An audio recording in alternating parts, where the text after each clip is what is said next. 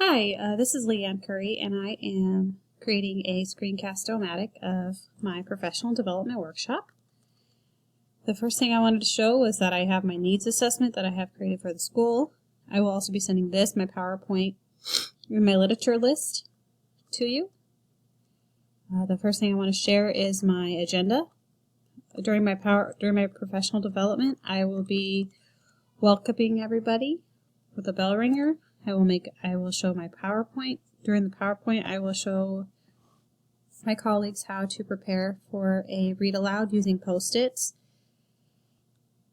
And I will allow for teacher discussion after a short video that I will be sharing about an interactive read aloud.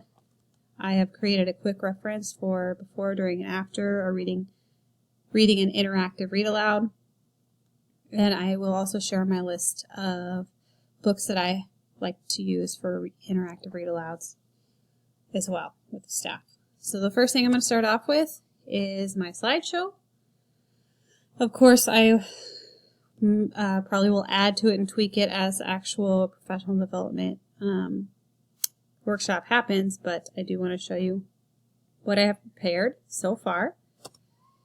So interactive read alouds, that was my topic of choice because I teach kindergarten, and I think that this can be used in any grade level, but especially at the school that I work at, which is preschool, kindergarten, first, and second. It is also a great tool to use for third through sixth and beyond. So the topics we're going to be reviewing today is what is an active read aloud, what are the benefits, strategies to implement an interactive read aloud, where can I learn more, and how do I choose a text. So what is an interactive read aloud? It is a story that is read for a specific purpose. It helps children to learn skills through the text. These skills can help students learn more about their particular authors, explore topics from the social studies or science, model and explain social interactions, explain different cultures, which is something that is hard to expose my kindergartners to because I live in a small rural town of about 1,000 people.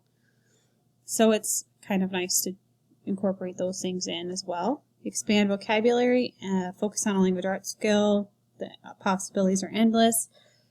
An interactive read aloud is also a perfect time for teachers to model fluent reading. It shows the behind the scenes brain work that makes up comprehension, kind of breaks it down for the kids, especially at my level, the kindergarten level. And it's a time for students to interact with the text and build upon their current knowledge. And the daily recommended use is about 15 to 20 minutes a day at least. I mean, you can do more. I know that sounds like a lot, but there really is so much you can get in. There's so many objectives you can hit with an interactive read aloud. So, the benefits of an interactive read aloud, I don't think I'm going to have time to read them all, but probably my top 5 is that it it gives the students experience with language that requires them to make sense of their ideas. It grows their background knowledges and understanding of universal concepts. It helps children make connections to real life situations. Probably, let's see over here. I really like how it does build a classroom community. All of my kindergartners, no matter what their ability is, they love read alouds. They sit quietly, they're completely focused and entranced, they're just involved. And the other really important thing I think is that it does increase the students' interest in independent reading. But you can also look at this more through my PowerPoint. This right here is probably the most quality example I could find of a interactive read aloud example using a variety of skills from the kindergarten teacher. I'm biased to choosing a kindergarten teacher, but I think that they're also one of the best examples of teachers that can do their read alouds, at least. But the best ones I've ever seen are usually kindergarten, first or second grade teachers. After this video, we will have a discussion as a think, pair, share, also with my colleagues so that they can discuss the strategies they've seen, what they thought about it, what kind of objectives they think that she had, etc. It's just like amazing. These are items to consider when choosing a text. I just made a basic list here. Genre, text structure, content, themes, and ideas, language and literacy features, children's interests. Do the students have necessary background knowledge? Do the text and illustrations display cultural diversity? Do the students have access to a copy so that they can reread it? This is something that I find very important.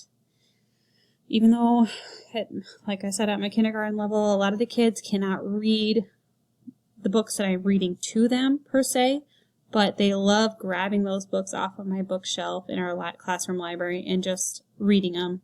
They might not be word to word, but they're word for word or anything, but they're developing their skills, their comprehension, their imagination. Gives them confidence. So other things to consider: sentence complexity, vocabulary, cite/high frequency word, illustrations, text features, and who the author is. Before you reread, now this will be something that I put in a 3-chart, kind of a chart for the teachers to be able to refer back to. Basically, the biggest thing about before you read is preparing. I like to kind of do the backwards model where I find the big idea, and then I kind of pick a book based on that, and then once I get that book chosen, I like to reread. I like to read the book at least once, if not twice, out loud, so that the kids can hear what fluent reading sounds like. I also like to read it to my own children at home, my own 2 little boys. I like to use Post-its to mark pages with questions or things to show the students. Sometimes I even like highlight words. This is something I will show the teachers an example of what I do. I like to try out to time my learning targets when utilizing read alouds to try and get a 2-for-1 lesson. That means with my curriculum-based reading series, I like, if I ever want to substitute a different reading book, I make sure I'm still hitting the quality targets, the standards-based targets in there. I also like to think about what the interactive read aloud will be focused on. Depends on the book. That could be vocabulary, mood, point of view, lots of things. And like I said, find the big idea of the story. That's the big thing right there. What to do while you're reading. Mainly asking questions. Stop at pages.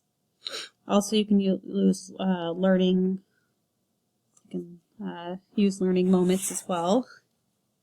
Don't be afraid. I would say the most important thing is don't be afraid to act and get silly. I use different voices, I exaggerate with facial expressions, create actions for the kids, get them moving. They love it. All right. Now I'm kind of running out of time here. What to do after you're done reading? My favorite thing about this is probably the think, pair, share. Is a comprehension. You're gonna have. For me in kindergarten, I have to show my kids. Oh, it takes us at least 4 to 6 weeks to understand this concept of think, pair, share, but they love it.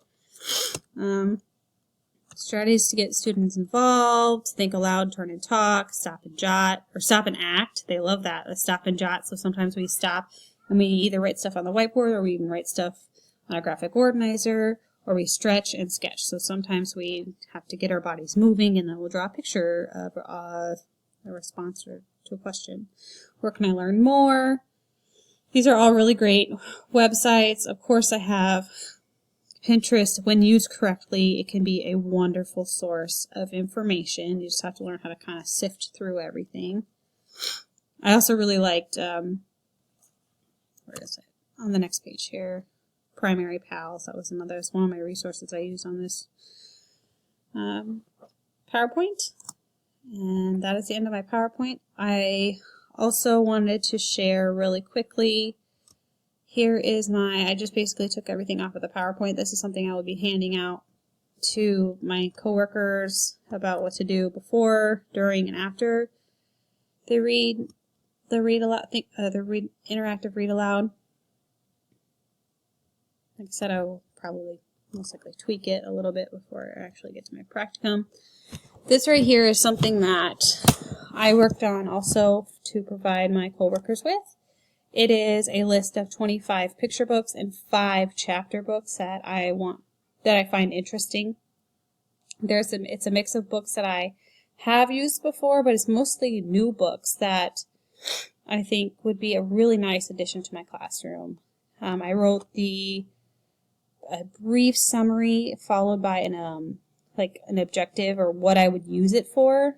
This year I'm pregnant, so I'm going to be going on a long-term leave, and I'm really excited to do this Miss Nelson is Missing. Not to scare the kids, but just to it's kind of a fun story. Another one that I'm really excited about reading to the kids is Where the Wild Things Are. This is actually one of the only ones on here that I have done before. I just love Marie Sendak. It travels you to a different time and place.